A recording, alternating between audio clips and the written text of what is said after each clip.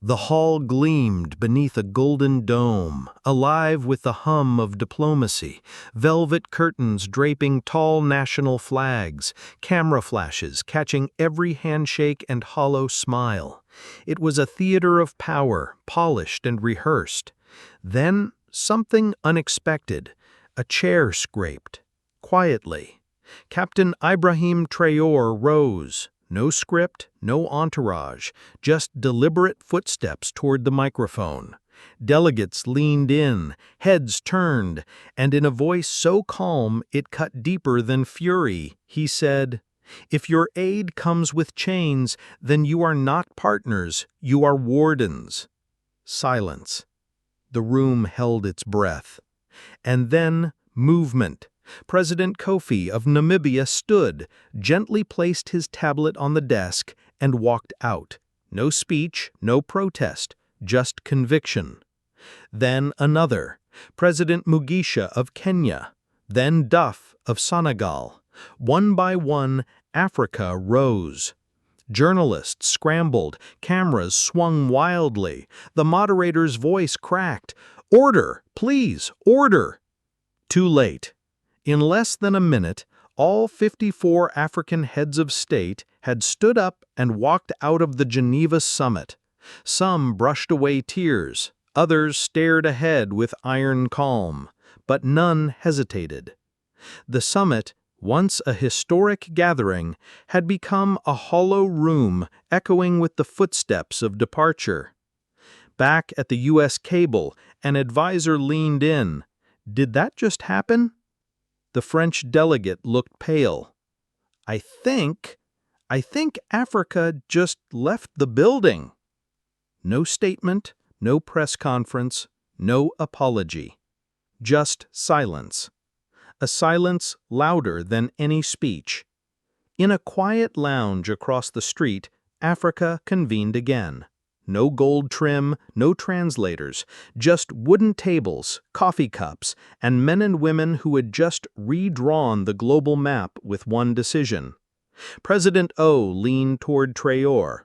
"We finally did it." Mugisha smiled faintly.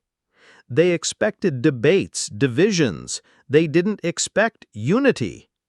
President Kofi tapped the British smart grid proposal, his voice flat. Data center hosted in London for security reasons. Security for whom? Laughter, dry, bitter, rippled through the room.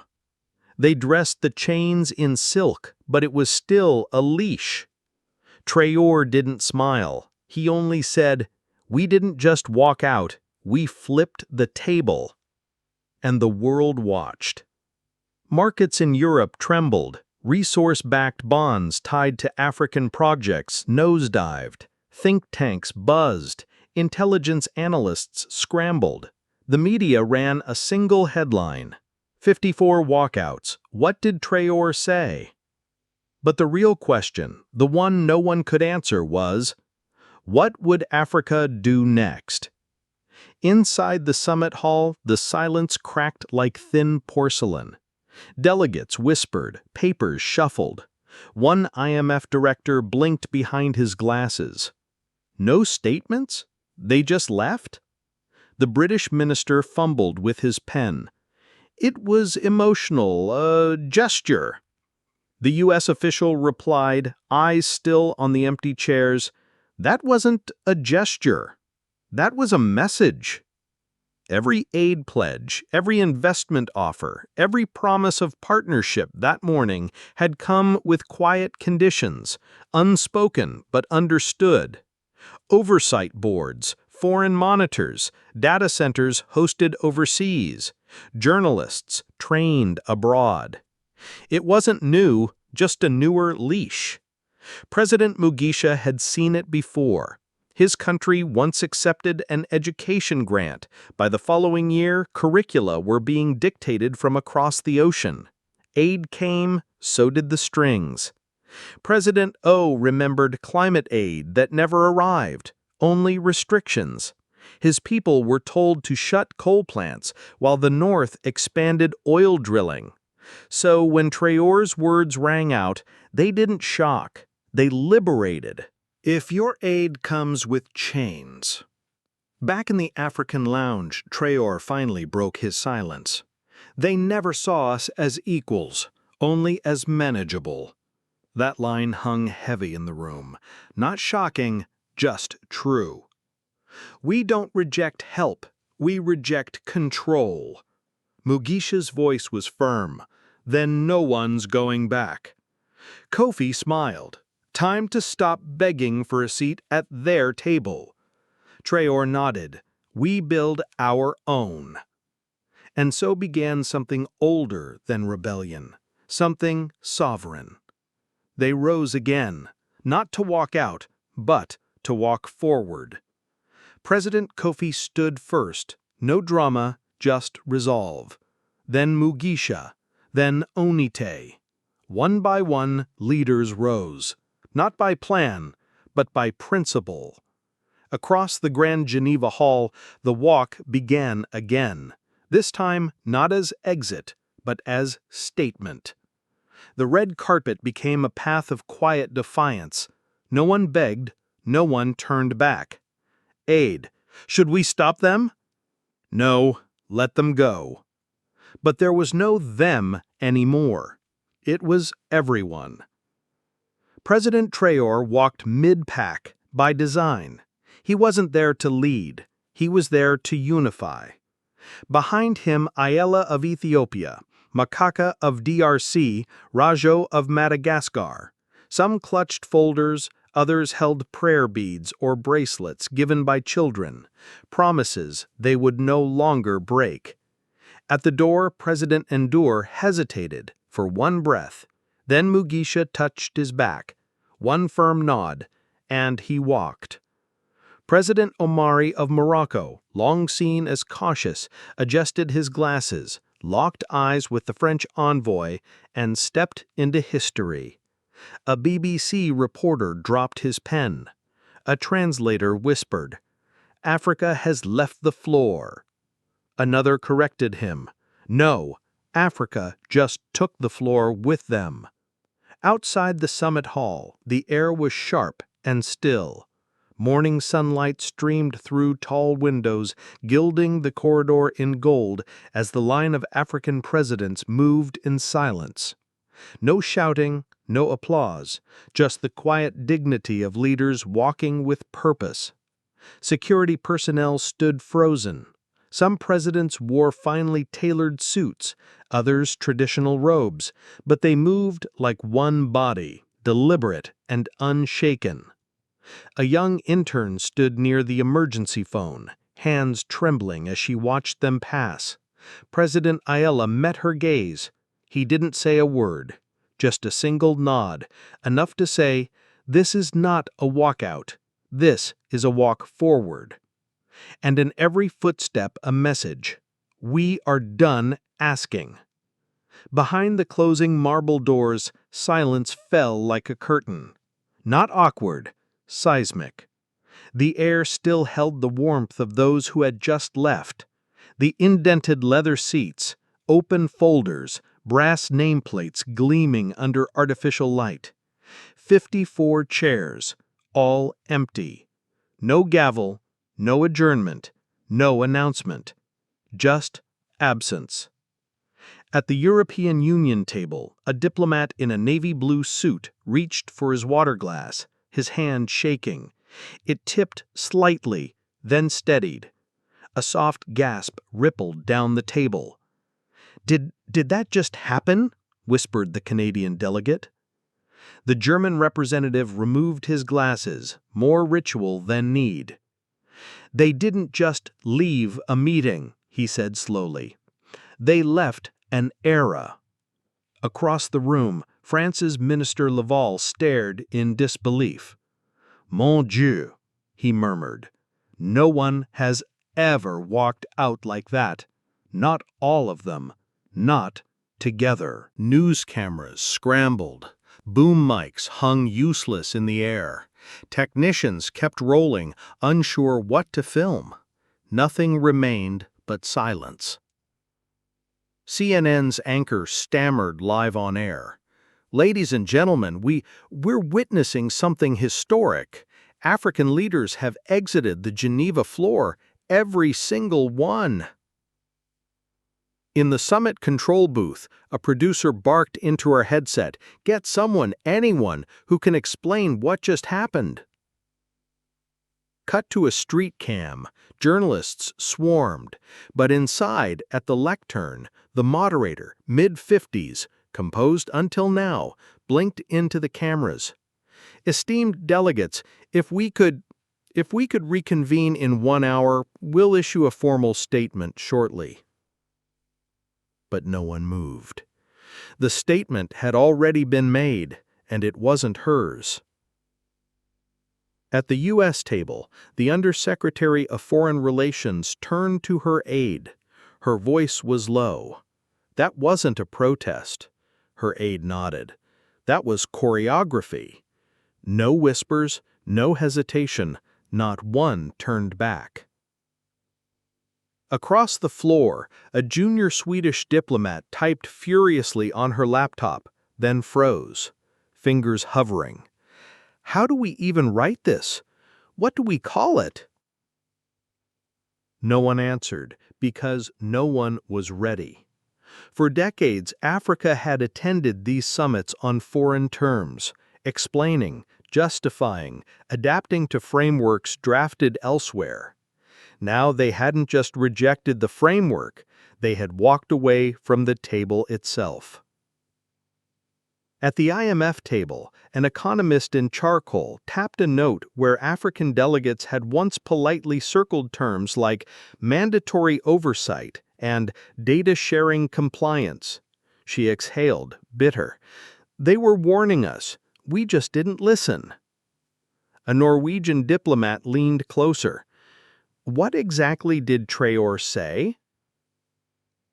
Across the hall, others were asking the same. Translators rewound feeds, earpieces replayed it again and again. "If your aid comes with chains, then you are not partners, you are wardens." This time it hit even harder. At the British table, a senior envoy stood and closed his binder. His voice was soft, but the room heard it. "This wasn't about money," he said. "It was about dignity." Silence followed, the kind not born of diplomacy, but of being left behind. Still, some clung to old scripts. "This is rash, emotional," insisted the EU delegate. "We had real offers on the table." The German diplomat didn't flinch. Offers that came with locks disguised as keys. Above the media pit, breaking news banners flashed red. All 54 African leaders walk out of Global Summit within minutes. All 54 African leaders exit Global Summit within minutes. Diplomatic order shaken by African unity. Markets rattled as Africa exits en masse. Phone lines lit up, emergency briefings launched. Talking points were drafted in real time. Someone proposed calling it a temporary misunderstanding. But nothing could contain it, because this wasn't temporary, this was tectonic. At 10:42 a.m. Geneva time, the wire broke across financial networks. All 54 African leaders exit Global Summit within minutes. Markets staggered. In London, commodity-linked indexes dropped. Copper, cobalt, bauxite, all falling. The Resource Sovereignty Index slumped 4.2% by midday in Frankfurt. In Paris, the Élysée scrambled. President Dubois was briefed as 3 major banks froze disbursements to African projects. "Get me Traoré on the line," he ordered. "No response from Ouagadougou, sir," his aide replied. "They've gone completely dark." Across the Channel, in London, Prime Minister Olcott reviewed a map littered with red pins, defense zones, energy corridors, strategic assets. "If they suspend those agreements," he said grimly, "we lose more than contracts. We lose access." His intelligence chief tried to offer hope. "It might just be symbolic." Alcott scoffed. "Symbolic doesn't trend on 6 continents before lunch." In Washington, the Situation Room filled. A massive screen replayed the walkout frame by frame. 54 leaders, said the National Security Advisor. No leaks, no chatter. This wasn't impulse. This was execution. CIA Director Barnes tapped the desk. "By nightfall, Russia and China will be knocking on their doors." "They already are," the Treasury Secretary muttered, "and we've got billions at stake." The U.S. President, quiet until now, stared at Traor's frozen frame on screen, the sentence hanging in the room. "If your aid comes with chains." That's not a statement. That's a manifesto. In Beijing, China moved swiftly. No rebukes, no strings, just a message. Respect, not conditions. In Moscow, a tweet from the Kremlin simply read, "Africa's voice deserves to be heard without preconditions." It went viral within the hour. In trading floors from Brussels to Tokyo, fear crept in. What if Africa stopped exporting on foreign terms? What if they refined their own lithium, built their own infrastructure? What if they stopped borrowing in euros and dollars and saved in their own? In Johannesburg, a township elder watched the footage loop. "He didn't shout. He just told the truth," he said. In Lagos, a young woman whispered, "We've waited our whole lives to see this." In Dar es Salaam, students paraded with flags, not protesting, but awakening. And in Geneva, the summit hall stayed eerily still. The janitor avoided the African section entirely. The seats, still full of presents, remained untouched beneath proud flags. No one dared occupy them, no one dared speak for them, because the message was clear. Africa hadn't walked out, Africa had stood up. And the world had just been left sitting. 3 days after Geneva, the planet was still breathless. Global news anchors spun their wheels in speculation. Economists scrambled for new models. Diplomats circled the same dying question like moths to flame. What now?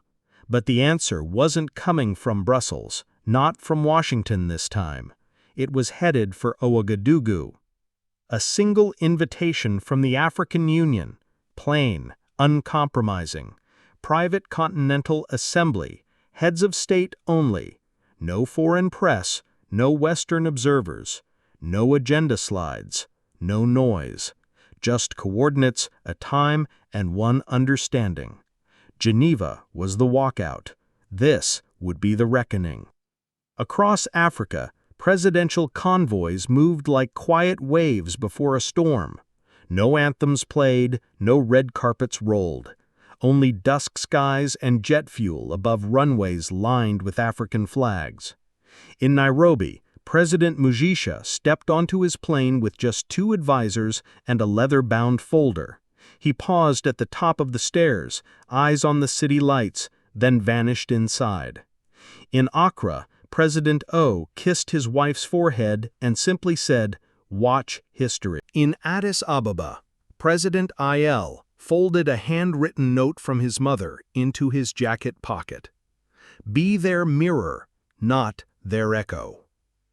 And in the red-soiled heart of Burkina Faso, as dawn broke over Ouagadougou, the city stirred with something ancient, not pageantry, ownership. School children in crisp white uniforms swept the steps of the Grand Assembly Hall. Vendors hung every African flag from balconies and streetlights. Clay pots of water were placed at each entrance, not for ritual, for welcome. This was not a summit. This was a homecoming. By midday, the convoys arrived. No sirens, no flashing cameras. Just presidents stepping from cars, some in sandals, others in polished shoes, all walking through the same doors. No photo ops, just glances, just truth. Inside, the architecture was deliberate. A circular hall, no podium, no hierarchy, just a single table in the center, set with hibiscus tea, warm bread, and fresh mango juice. Chairs of equal height, no plaques, no name tags, no throne. President Traoré stood by the door. He greeted each leader the same way, not with words, with a handshake, a nod. Nothing about Geneva was spoken, because it didn't need to be. President Kofi of Namibia sat quietly with a worn notebook. It was the same one he'd carried through years of failed aid negotiations. Today, its pages were blank. Ready. President Omari of Morocco arrived with no documents at all. No more presentations, he said, just truth. Even the skeptical ones came early. President Gakuru of Rwanda asked one question. Will all of us get to speak? President Diouf smiled. This time, that's all we'll do. When the last leader entered, the doors shut.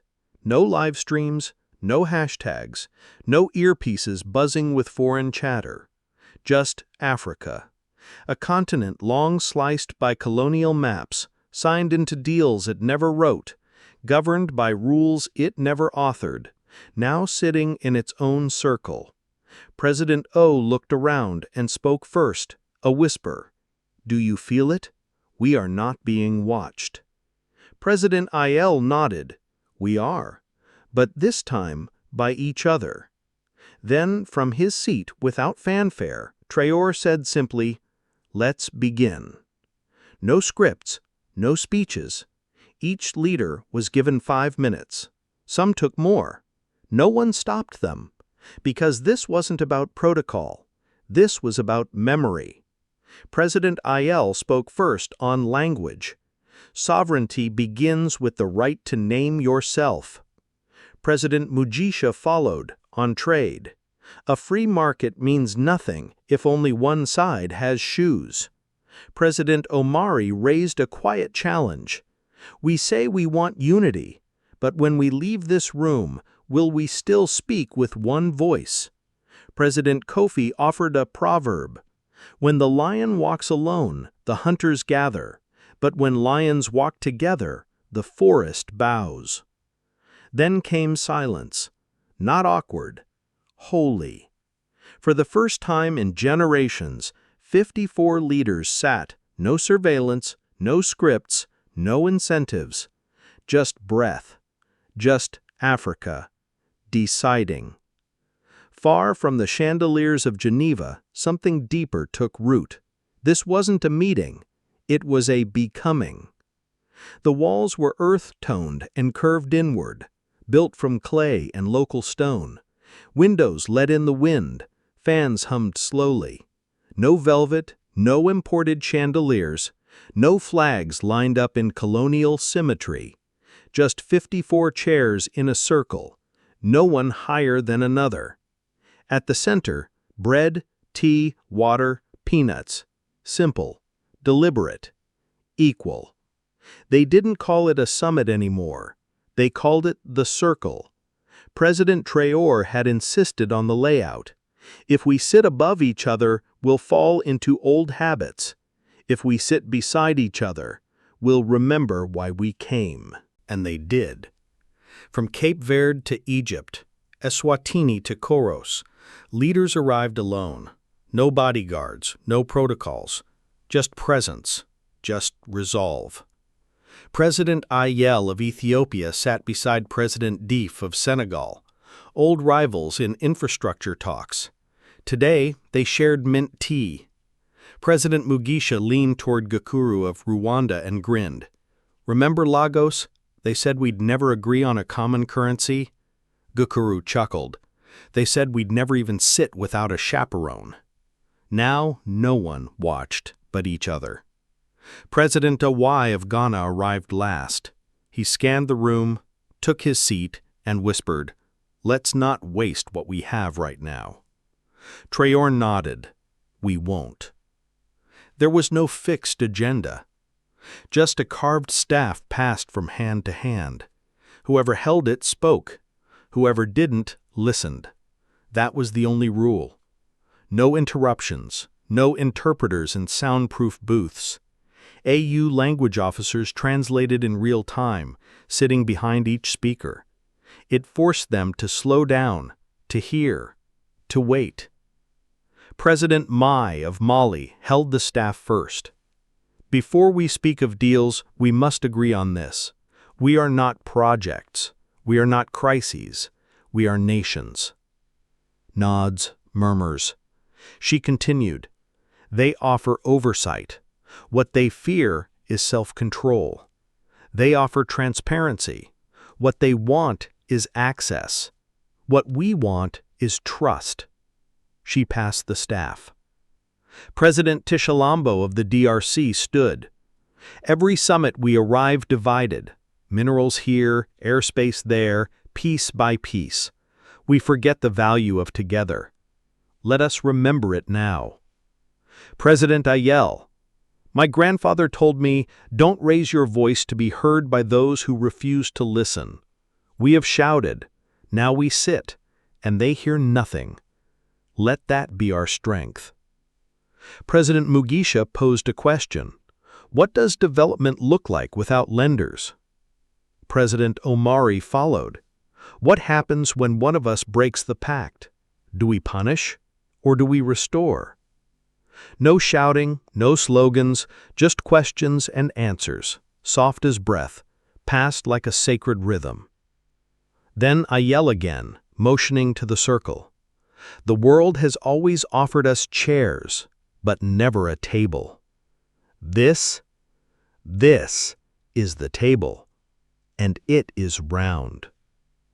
President Kofi of Namibia leaned forward, his voice low but firm. He said, "We may not agree on everything, but we must agree on this. Our future is too important to leave in someone else's hands." A soft laugh broke the quiet, not mocking but warm, the kind of laugh that comes when something lands with unmistakable truth. There were no grand declarations, no soaring speeches, just the slow, careful stitching of something rare and delicate: trust. In the corner, no cameras blinked, no microphones dangled overhead. The only record was being written by hand, by a single archivist from Sierra Leone, chosen not for rank or reputation, but for discretion. Outside, the streets of Ouagadougou pulsed with curiosity, but nothing leaked. No tweets, no shaky cell phone footage. The leaders inside had made a pact. No words leave this room until they belong to all of us. By day's end, eyes were heavy, voices tired. But something fundamental had shifted. In a world that measured power in podiums and headlines, Africa found its strength in a circle, a shape with no corners, no center, no crown. And inside it, for the first time in a generation, they found more than unity. They found belonging. The staff tasked slowly, hand to hand. No rush, just rhythm. Some leaders spoke plainly, others poetically, but all spoke with certainty. And together, sovereignty began to take shape, not as a slogan, but as a plan. President Ouai of Ghana took the staff. His voice was rough, aged by years in public service and disappointment. He said, "We sit on the world's richest minerals, gold, cobalt, bauxite, but we ship them out raw and buy them back as phones. That's not trade. That's servitude." He scanned the circle. "We must refine our resources here. Build the smelters, the labs, the factories. Jobs stay here. Futures stay here." He placed the staff down. No applause, just silence, the kind that respects truth. Next came President Mugisha of Kenya. He wore no tie, only a shirt embroidered in the colors of his nation. If we want unity, he said, we must build roads, rails, ports for ourselves. We've built airports for tourists. Let's now build corridors for African goods. He leaned forward. Every year, we beg donors for infrastructure money with interest. And every year, they send us blueprints stamped with their logos. No more. Let's create a Continental Construction Corps. Trained here, paid here, managed here. The staff passed again. President Isle of Ethiopia took it without hesitation. We've been taught to save in their currencies, dollars, euros, francs. But they print them. We do not. And when they inflate, we bleed. She paused. We need a reserve backed by our output. Gold, cocoa, lithium. Not tied to any foreign system. That is independence. Real independence. President Diouf of Senegal reached for the staff.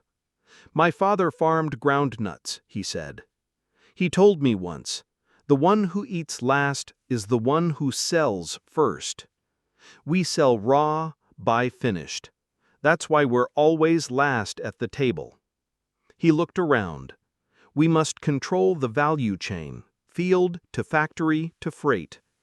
Invest public funds in public projects. Tax ourselves, not to please donors, but to empower one another. President Kofi returned with a different angle. We talk of minerals and money, but sovereignty isn't just steel and contracts. It's knowledge. It's education. Let's write our own textbooks, teach in our own languages, fund Pan-African universities, not to train our youth to serve the world, but to build one. President Gakuru of Rwanda spoke next. He rarely said much, but when he did, it landed like stone. Our weakness, he said, is that we trust contracts more than we trust each other. He paused. Foreign investors divide us with exclusivity. One port deal for Ghana, another for Morocco. One telecom license for Kenya, another for Nigeria. But we must think as a bloc. Then came the line that moved the room. If a deal is bad for one of us, it is bad for all of us. The air shifted. Some leaned back, others leaned in. President Omari of Morocco took the staff and held it for a long beat. They offer us risk guarantees, he said with a half smile, as if we are unpredictable. But we sign, we pay, every time, even when they move the goalposts. He turned to Traoré. We need our own insurance fund. So when floods hit Benin or drought hits Malawi, we don't wait for relief. We respond, together, quietly, sovereignly. President Traoré had not yet spoken. He sat quietly, still scribbling notes in the margins of his worn leather book, watching something grow. Then President Tshilombo of the DRC stood. His voice was tired but edged with fire. They want us to digitize. Fine. But who holds the servers? Who writes the code? We store our data in their clouds and wonder why we're vulnerable. He tapped the staff to the floor. We need African coders, African-built networks, a shared tech framework built by us, not gifted from Silicon Valley. Then, a pause. The staff rested at the center of the circle. No one moved to take it. Instead, the leaders looked at one another, not as rivals, not as clients, but as equals with a shared inheritance. And for the first time in living memory, they didn't wait for applause. They didn't ask for permission. They had spoken their truths. Sovereignty didn't arrive as a treaty. It came voice by voice, and though the world wasn't in that room, it would feel every word. Because those words weren't echoes, they weren't rhetoric, they were blueprints, and they were building the future. Traoré finally stood. His voice was soft, but his gaze cut through the room like steel. They tested us, not with threats, not with war, but with offers. He stepped into the center of the circle, picked up the envelope, and let it rest in his open palm. "This," he said, holding it up, "this is how they've always done it. Not because they doubt our ideas, but because they fear our unity." He looked to President Johnson. "And you proved something this morning, that our trust is stronger than their price." President IL spoke again, her words measured. "There will be more offers in the night, friendly handshakes, loans dressed as lifelines." President Kofi nodded. "Each of us will be tested, quietly, privately, terms too tempting to ignore." President Diouf asked the question aloud. "So what do we do when that happens?" Traoré didn't pause. "We write it into the charter." He turned to the archivist in the corner. "Make it law. No side agreements without disclosure to the circle. No secret funds. And if someone breaks this, we do not punish them. We intervene, not to shame, but to remind, to bring them home." He placed the envelope back on the table, this time upside down. "If one of us stumbles," he said, "we pull them back in, not with fury, but with truth." President Mugisha let out a slow breath and smiled. "That might be the most revolutionary line in the charter." President Omari added, "Unity, not enforced by contracts, but held together by character." Around the room, heads nodded, not out of duty, but agreement. Earned. No one tore up the letter. No one burned it. It stayed there, visible, a warning and a witness. The staff passed again, and no one mentioned the envelope. They didn't need to. Its presence had already done its work. It reminded them what they were up against, and more importantly, what they were willing to protect. Because sovereignty wasn't just about flags or borders. It was about defending trust, even against temptation. That morning, in a quiet room in Ouagadougou, 54 leaders faced the oldest trick in the book and didn't blink. Africa had been offered a price. It answered with a promise. By sunset, the first draft of the Continental Sovereignty Charter was placed at the center of the circle. No one touched it at first. It didn't feel like a document. It felt like something sacred. Traoré stood beside it, resting his hand lightly on the cover. "This is not a declaration," he said. "It's a covenant. No escape clauses, no fine print, no exit signs hidden in the margins." Then he stepped back. The room fell silent. And then, slowly, the work began. There were no lawyers flown in, no advisors from embassies, no technocrats with foreign grants. Just 54 heads of state and a team of young African legal scholars, bright, local, unbought. They were there to do what no one else had dared. The first line read, "Africa shall no longer negotiate from borrowed chairs." President Mugisha frowned. "Strong, but vague. What does it mean in law?" President Owana suggested a revision. "No member state shall enter foreign military or financial agreements without full disclosure to the Union Council." President Ayel nodded. "Better. Make it actionable."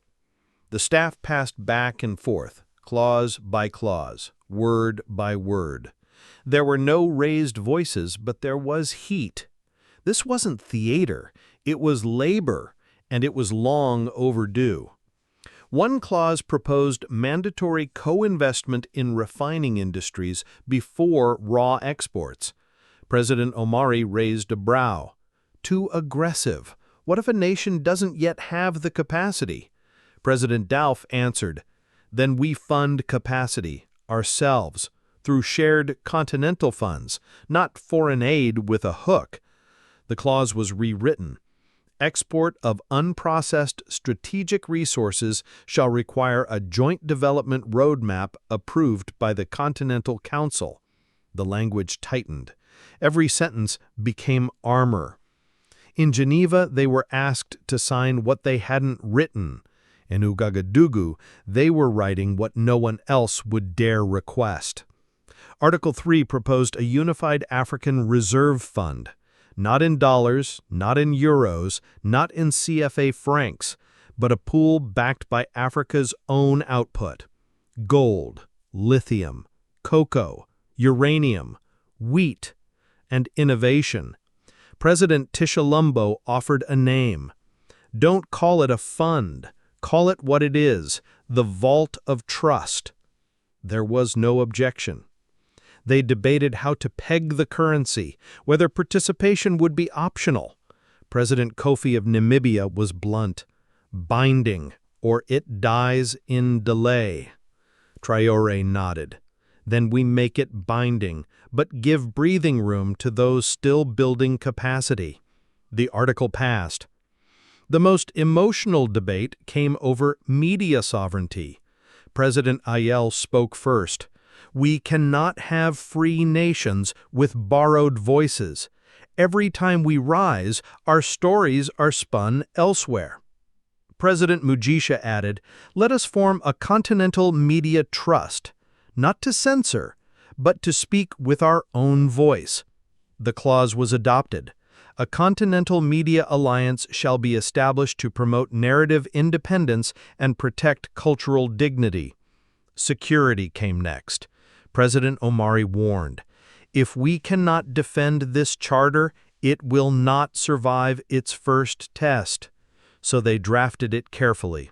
No foreign military base shall operate on African soil without full approval by the Union Defense Council and annual transparency audits. President Dauf raised an eyebrow.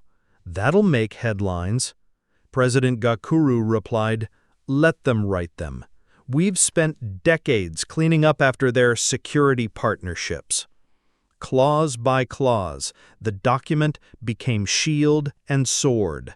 They added, no IMF technical assistance without full contract disclosure. No infrastructure deal without 60% local labor. No digital platform hosted on foreign servers after 2030. And near the end, President Traoré stood again. He walked to the center, took a pen, not gold, not ceremonial, just black ink, and on the last page he wrote, not in legality, but in plain African truth. We have signed treaties that smiled at us, but shackled us. We've been applauded, but never heard. This one will be different. This one is ours. He handed the pen to President Mugisha, then to President O, then to President Ayel. One by one they signed, not from pressure, but from promise. Each name landed like a seed, and when the last name was written, no one clapped. There were no speeches, just silence, the kind that follows something permanent. Outside, under the wide African sky, the night had settled. A soft breeze carried the scent of firewood and earth. In the courtyard beyond the hall, no lights burned, no banners waved, only a single circle drawn in red soil. At its center, a baobab sapling, just 5 feet tall, its trunk thin, its leaves trembling in the night wind. And yet it already felt ancient. The elders of Burkina Faso had brought it. No press, no announcement. One of them, barefoot, wrapped in indigo cloth, had said to Traoré, "Plant something that will outlive applause." And so they did.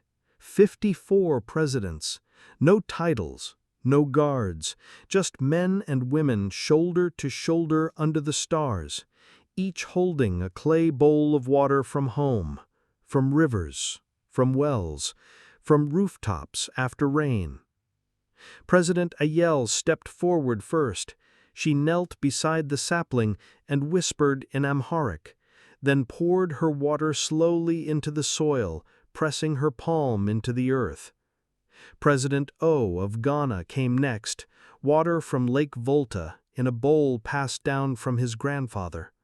"Let our roots grow deeper than their maps," he said. One by one they stepped forward. Mugisha, Diouf, Omari, Tshilombo. No ceremony, just reverence. The reverence of something greater than power, greater than politics, greater than speech. Africa did not just sign a charter, it planted a vow. And beneath that soft West African sky, the continent was no longer waiting to be heard. It had begun to speak for itself. President Toshalombo of the DRC stepped forward. He poured his bowl of water slowly, then paused. His voice barely rose above the wind. "Let this tree drink from all of us, so when it grows, we see not just its branches, but our reflection." President Omari of Morocco followed, holding a small vial drawn from the high Atlas Mountains. Dry soil remembers the rains that came before, and so shall we remember this night, long after we are gone. The harsh lines of debate had melted in the moonlight, where once there were boundaries, colonial, economic, linguistic. Now there was only earth. President Kofi of Namibia brushed his fingers gently over the sapling's bark. "Baobabs," he whispered, "are patient. They wait, like us. But when they bloom, they feed generations." By the time the last bowl had been emptied, the soil around the sapling had turned dark and rich. The wind stirred its trembling leaves. Its roots, still young, seemed to drink in the unity poured above them. Then came Traoré. He brought no vessel, no offering, only his bare hands. He knelt beside the sapling, dug his fingers deep into the soil, and pressed his palms flat to the ground. He closed his eyes.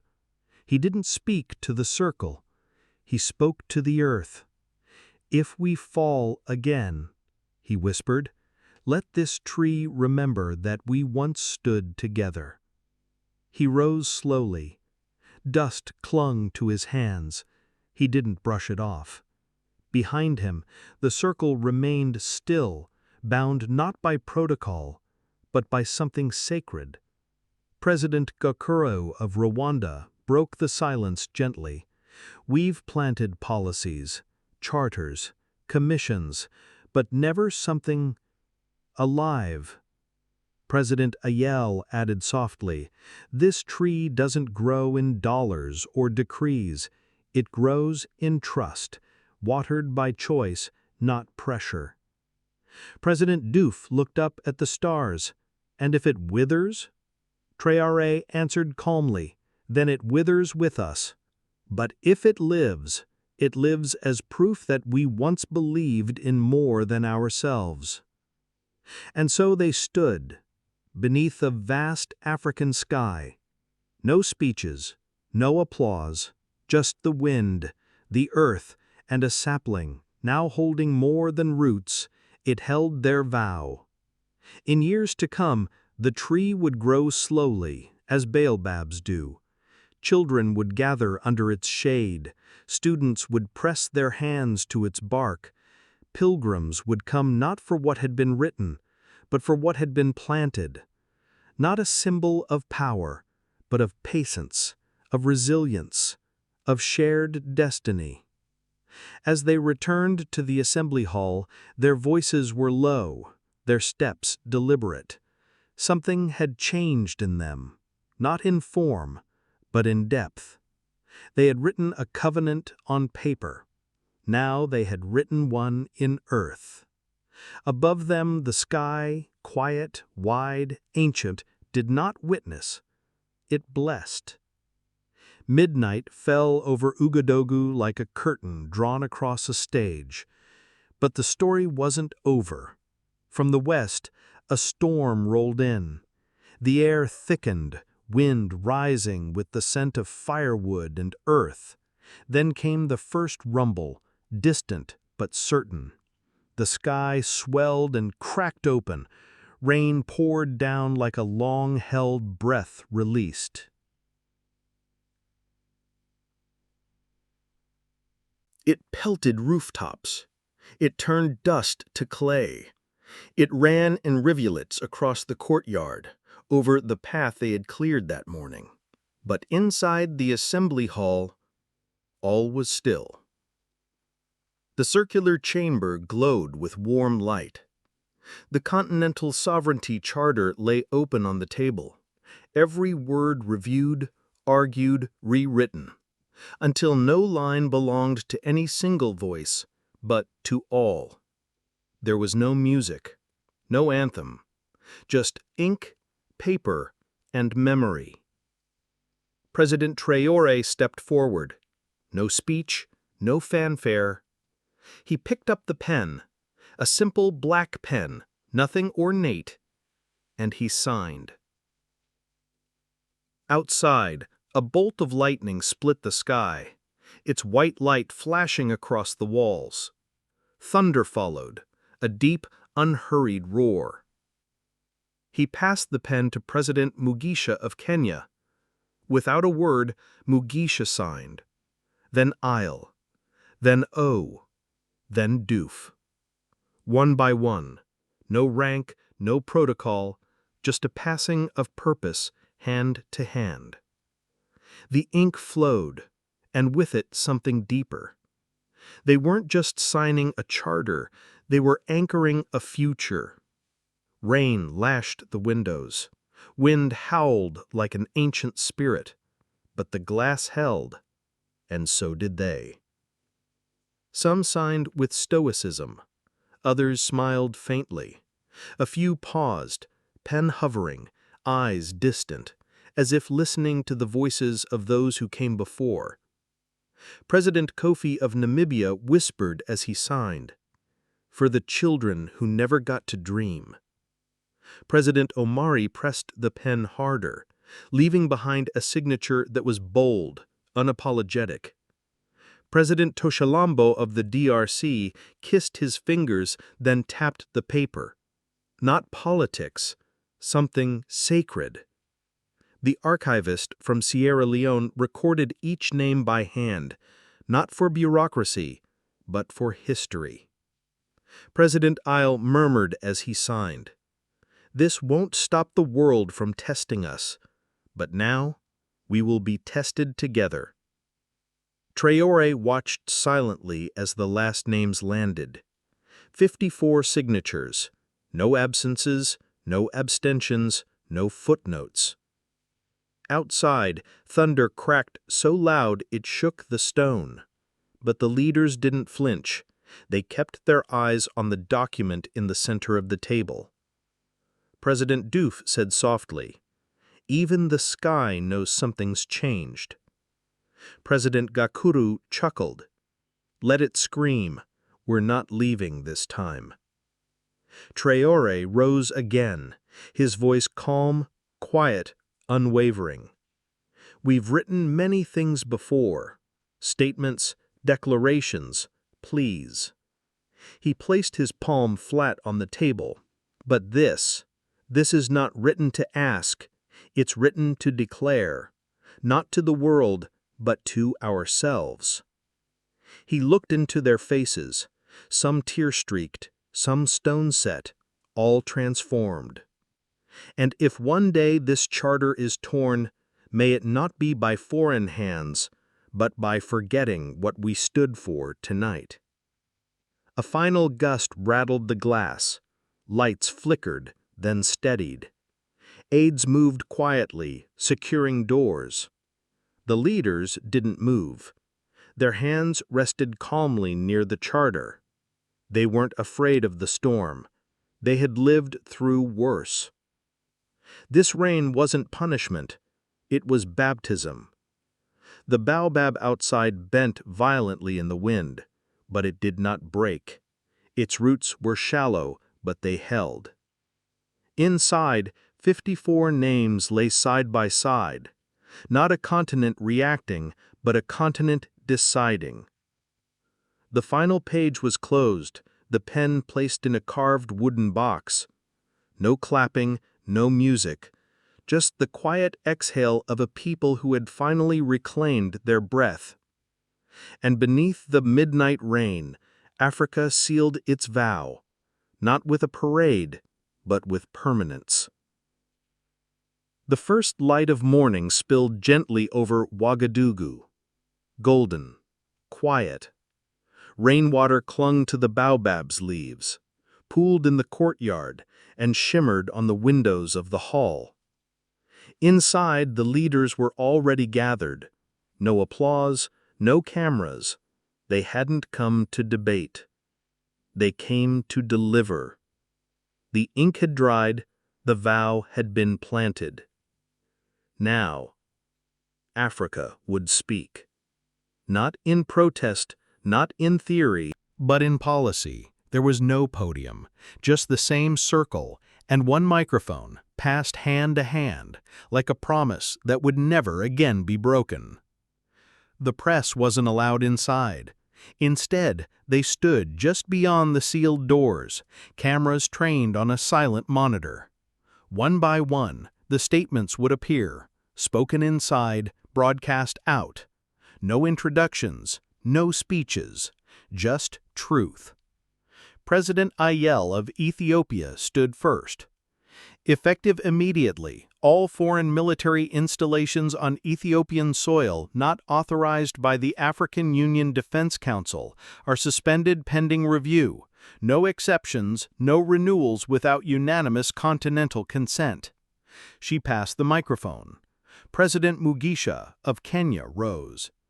Kenya will no longer accept infrastructure loans negotiated through intermediaries or offshore holding companies. Existing debt contracts will be reviewed under the Sovereignty Charter. All future borrowing through the African Development Pact and in local currency. Then came President Omadi of Morocco.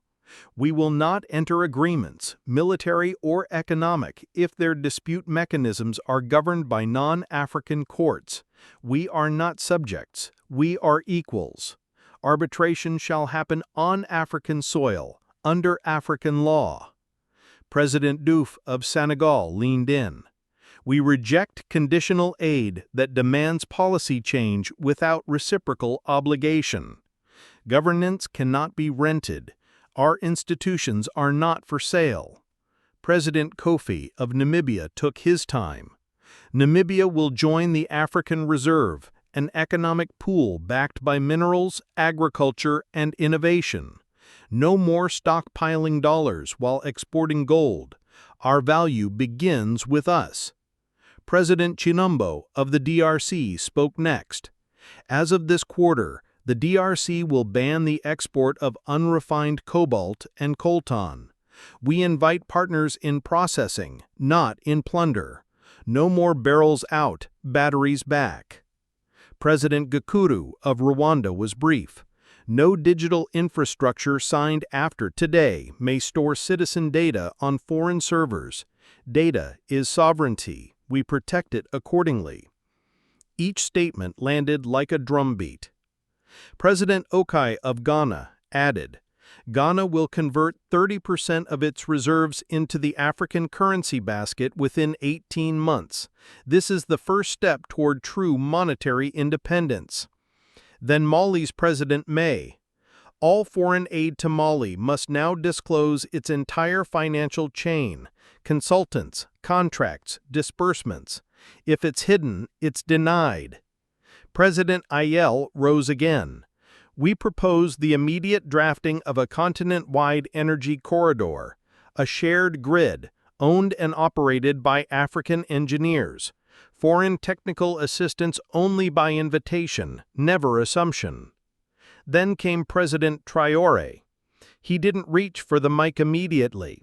He stood still, letting silence lead. Then he spoke, not loudly, not quickly, just clearly, as if this was always how it was supposed to happen. Let the world know, Africa is not retreating, we are reclaiming. We are not withdrawing from the world, we are stepping into it on our own feet. He paused. Our children will not inherit dependency, they will inherit design. They will inherit decisions made not for us, but by us. And then the room went still again. Outside, the monitor displayed every word as it was spoken. Crowds gathered quietly. Journalists, students, elders, street vendors. No cheering, no chants. Just attention. At a cafe across the street, a man folded his newspaper and read the screen aloud. Data is sovereignty. We protect it accordingly. He nodded once, like something had finally clicked. At the airport, workers paused to read the ticker. Cobalt exports suspended. Processing required inside borders. In a Paris high-rise, an analyst dropped his pen mid-call. They're not bluffing, he muttered. By midday, the declarations had been translated into 17 languages. They spread across newsrooms, stock tickers, and embassy cables. In Washington, emergency meetings. In Brussels, strategic calls. In Beijing, silence. But that silence was what they feared most. Back inside the Grand Assembly Hall, there was no applause. Only quiet nods, low voices, thoughtful eyes. 54 presidents had spoken, not to make demands, but to set terms. They weren't building walls, they were laying foundations. And while the world scrambled to catch up, Africa had already begun.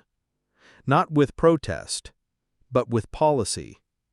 Not with anger, but with clarity. The sun rose higher over Ouagadougou. The air thickened with something not felt in generations. Control. Then one moment remained, one sentence not yet spoken. President Traoré stood. No one called his name. No podium waited. He simply rose, on the same floor, at the same table, as everyone else. He didn't raise his voice. He didn't need to. Every eye turned. Every breath waited. For generations, he began, we've been patient. We wrote plans that others rewrote, signed contracts they crafted, entered partnerships they managed. And every time we questioned, they said, wait. Wait for permission. Wait for stability. Wait your turn. He scanned the room slowly. Eyes met eyes. And while we waited, they extracted. While we waited, they counted. Then he moved his hand slightly, not a gesture, but a signal. So now we say this, we're done asking. The words didn't echo, they landed, in every chest, every memory, every timeline. Outside, even the press seemed to freeze. The pen of a reporter stopped mid-stroke. Inside, history turned. President O of Ghana stood. No words, just movement. Then President Ayel, then Mugisha, then Duff, then Omari. One by one, each head of state stood. No choreography, no cameras turned toward them, just presence. Traoré stood last. He looked down at the signed charter in the center of the table, then turned toward the doors. No guards opened them. They opened on their own. Sunlight spilled in. Outside, the crowd had grown. No shouting, just witnessing. Reporters pressed forward. "President Traoré, will there be retaliation from the IMF? Is Africa severing ties with the West?" But no answer came, because no answer was needed. Their silence was not a void. It was direction. It was definition. It was sovereignty. Traoré paused near the baobab. He knelt, pressed his hand once again into the still, damp earth. Then he rose. Across the barricade, an old woman watched, a schoolteacher. She'd taken the night bus to stand at those gates. She didn't call out. She just nodded. He nodded. Back.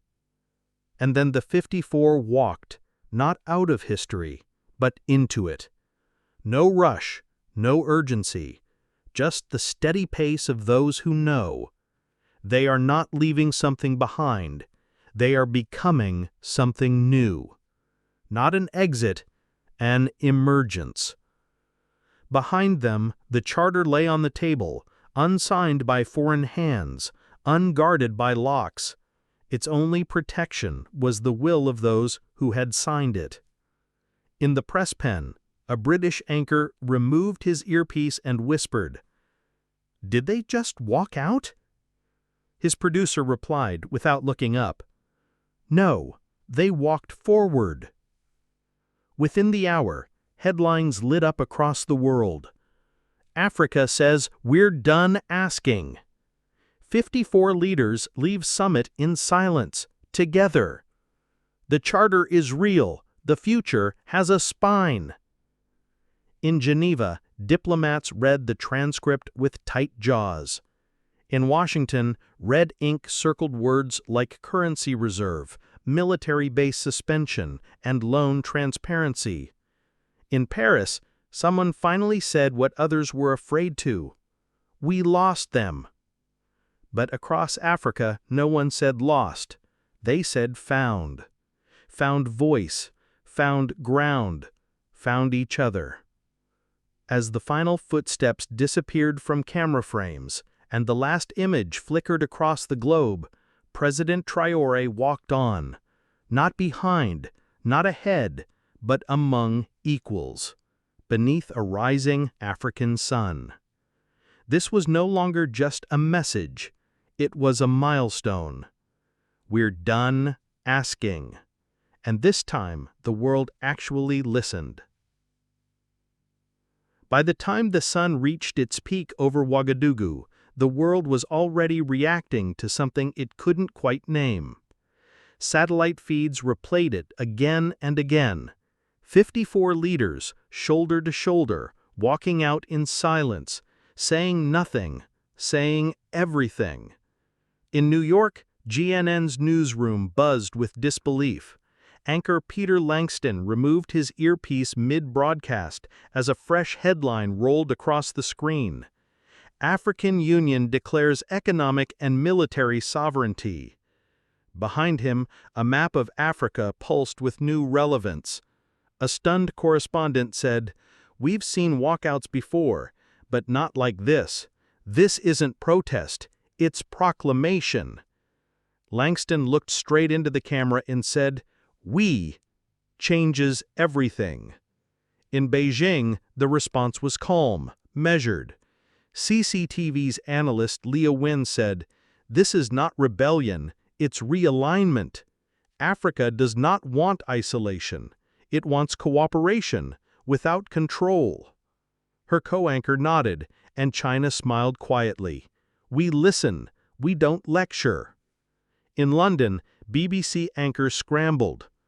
One voice, still live, muttered, "We offered billions. Why did they walk away?" Dr. Helen Myers answered plainly, "Because they finally learned to say no."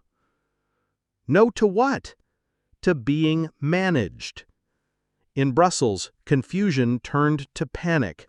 Maps were redrawn, energy policies reconsidered. One EU advisor whispered, "We've lost access in 5 strategic zones." Another financial expert added, "If their currency reserve works, this isn't just regional, it's global realignment." Another muttered, "We offered aid, but they saw chains." In Washington's Situation Room, the tone was urgent. "They're pulling out of our energy supply lines. Sovereign bonds are being dumped." The CIA director shook his head. "This isn't collapse, it's consolidation, and it's coherent." On Capitol Hill, reporters swarmed Congress with the same question: how did we miss this? But not everyone had. At Howard University, Professor Olivia Barrett sat before stunned students. "They're not asking for revenge," she said. "They're asking for distance, and for the first time, they're strong enough to claim it." In Paris, disbelief bordered on shame. French news anchor Matthieu replayed the footage: the tree planting, the thunderstorm, the final walk. "They say they're done asking. What now?" His guest, a former diplomat, replied, "We offer what we should have from the start: respect." Across Africa, people weren't celebrating, they were reflecting. In Johannesburg, crowds gathered to watch, not protest, not cheer, just witness. In Cape Town, children recited charter lines broadcast on the radio. In Cairo, taxi drivers debated data sovereignty. In Nairobi, a woman outside a cybercafe stared at the screen and whispered, "We're not retreating, we're finally arriving." The phrase surged across social media. Hashtag "We're done asking."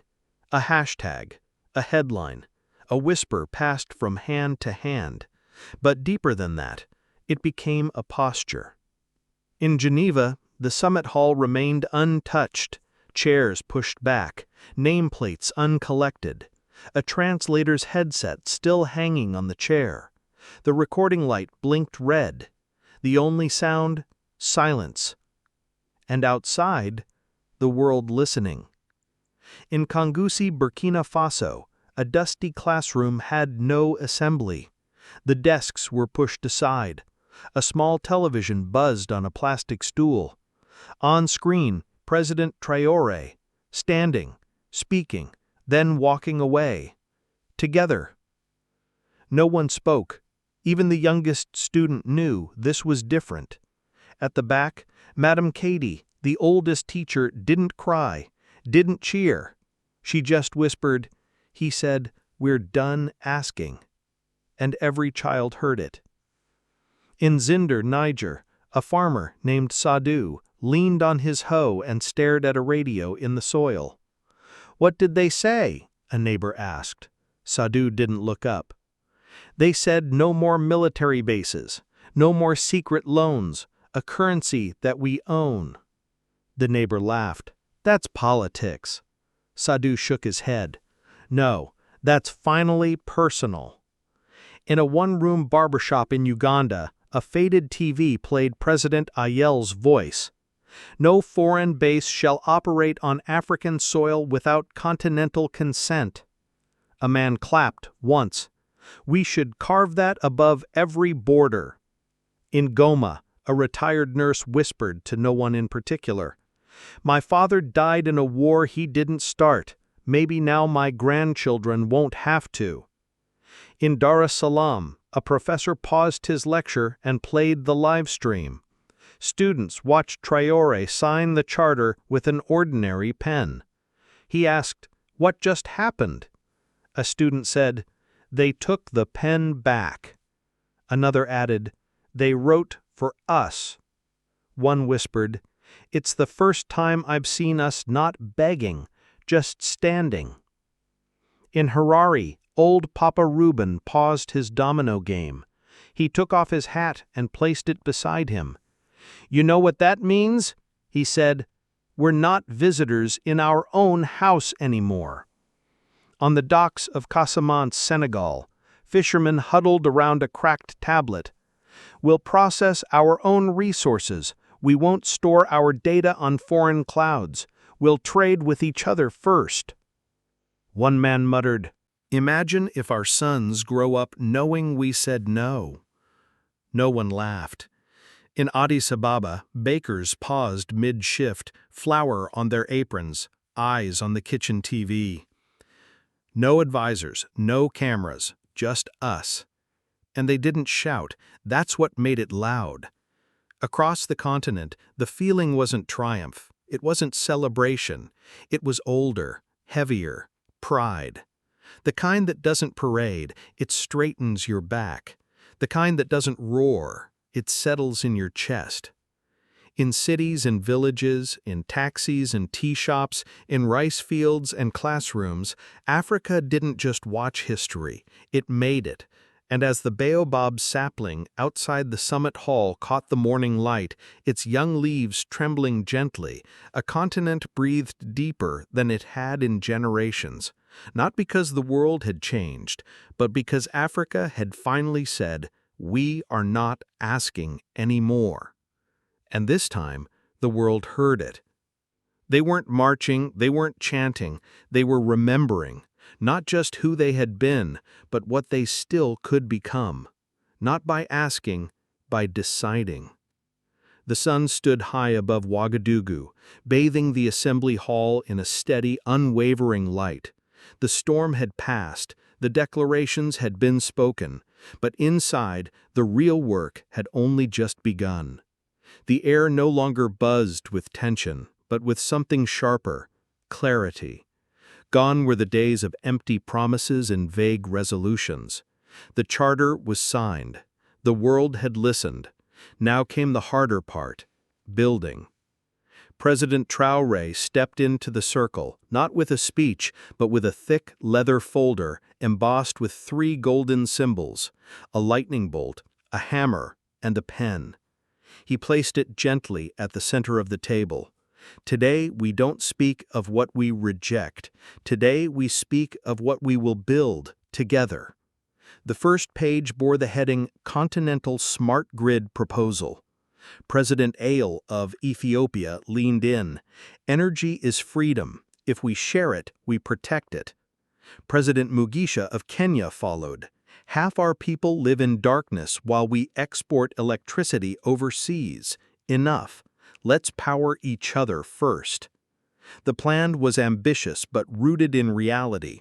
A Pan-African smart grid connecting rural and urban regions. Solar from the Sahel, geothermal from the Rift, hydro from the Congo, wind from the coastlines. President Toshalambo of the DRC spoke with certainty. The Congo River can power half the continent. We don't need another foreign feasibility study. We need action, and it begins now.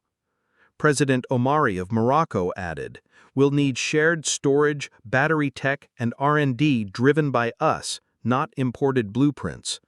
President Diouf nodded, "And make it affordable, no luxury contracts, just wires from village to clinic, from classroom to pump." A vote was taken, no objections. The Smart Grid Alliance was born, funded by pooled trust, governed not by politicians, but by a rotating council of engineers. Power wouldn't be centralized, it would flow, like the rivers they came from. Traoré turned the page. The next symbol, a hammer. The heading, Industry Without Borders. President Kofi of Namibia leaned forward. "We each build pieces, but never the whole. Ghana refines, Kenya assembles, Ethiopia ships, but always in isolation." "No more," he said. "Let's build clusters, not competition." A bold strategy emerged. Regional industrial ecosystems. West Africa would lead in textiles and cocoa, East Africa in medical devices, Central Africa in mineral smelting, South Africa in robotics, North Africa in logistics and trade. President Gakuru of Rwanda added, "We need rail, roads, but also shared profit and protection. If one factory is threatened, we all respond." President May of Mali said, "Let's sign labor treaties so our youth can work across borders without begging for visas." It wasn't about forcing integration, no penalties, no pressure, just partnership. President Ouagadougou of Ghana smiled. "Let them wonder why we stopped bidding for crumbs. We're baking our own bread now." Then came the final proposal, not from a veteran, but from the youngest leader in the room. President Amina Jatta of the Gambia stood quietly, holding a slim, hand-stitched folder. Gold thread lined its cloth cover. "I propose something less profitable, but no less powerful. The Sanka Institute, a cultural home for the continent." A few brows lifted. "We won't unite only with power grids and factories. We need a place to remember who we are. A library of languages, a sanctuary for music, oral history, and art. No entry fee, no hierarchy, just a place where African memory could live and evolve on African soil." President Ayal whispered, "A library of the continent." President Mugisha added, "And a classroom." President Diouf said softly, "And a stage." The vote passed without delay. The Sanka Institute would rise in Ouagadougou, a cultural center for a sovereign soul. As the day wore on, no one left. Working groups formed, pledges were made, funding agreed. There were no external approvals, no waiting for consultants. They would build the grid, form the clusters, and open the doors to a home no one could lock again. By late afternoon, the circle stood once more. President Traoré looked around slowly. "This," he said, "is the Africa they never planned for." President El replied, "That's because it wasn't planned for us. It was planned by us." No handshakes, no camera cues, just quiet understanding. They had not formed an alliance. They had built something deeper. Alignment. The final document was placed into a cedar box lined with cloth, sealed not by wax but by a simple clasp. Etched on the lid in 54 languages, one word: ours. No ribbons, no anthem, just the sound of closure and peace. Outside, the skies above Ouagadougou were bright and clean. The scent of rain still lingered from 2 nights ago. The air was thick with warmth, not heat.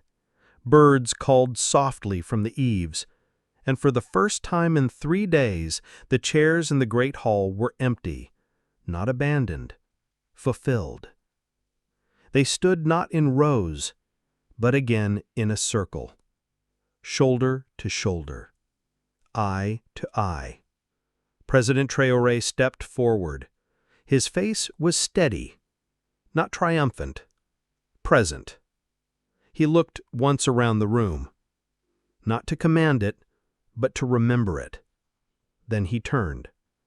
The doors of the grand hall opened wide, and they walked out, not as delegates, not as clients, but as keepers of their own future. President Ayal walked beside Mugisha, Ayal beside Omari. Presidents who once competed for contracts now walked in quiet unity. The crowd was silent, not confused, but reverent. Vendors, mothers, mechanics in oil-stained uniforms, a girl with a textbook clutched to her chest, a boy holding a battered drum. They didn't cheer, they didn't chant. They simply watched, and something passed between them. Recognition. At the base of the baobab sapling, a small, barefoot boy stepped forward. He carried a tin cup. He knelt, scooped water from it, and poured it gently at the tree's roots. Then stood and met Traoré's eyes. They nodded. Nothing more was needed. The great doors closed behind them, not with finality, but with peace. the kind that comes not at the end, but at the beginning. In Cairo, an imam recited, "Walk the earth with humility, for it belongs not to kings, but to those who nurture it." In Windhoek, a retired factory worker turned off the radio. "They didn't ask this time," he said, smiling softly. In Lagos, children drew the map of Africa without borders, just threads. They called it the Circle of Light. In Kigali, a young engineer drafted her first solar lab proposal not to an embassy, but to her own ministry. In Johannesburg, a grandmother lit a candle, not for mourning, for return. Return of voice, return of choice, return of dignity. And as the 54 leaders reached the edge of the crowd, they kept walking. Through markets, through alleyways, down avenues that once belonged to someone else. They didn't wave, they didn't speak. Their silence walked beside them. But this time it didn't echo with absence, it pulsed with meaning. Not long ago they walked out of Geneva. Now they were walking into something else. Not defiance, not retreat, arrival. A future authored by their own hands. A sovereignty not borrowed. A unity not forced. A continent not defined by others, but defined itself. And as they disappeared into the streets, unfollowed, unfilmed, children reached for their parents' hands. Vendors returned to their stalls. Students returned to class. Life resumed. But something beneath it had shifted. A stillness, a pride. And from Dakar to Dar es Salaam, Lusaka to Tripoli, one truth rose with the warmth of the midday sun. Africa no longer needed an invitation, because Africa had finally arrived.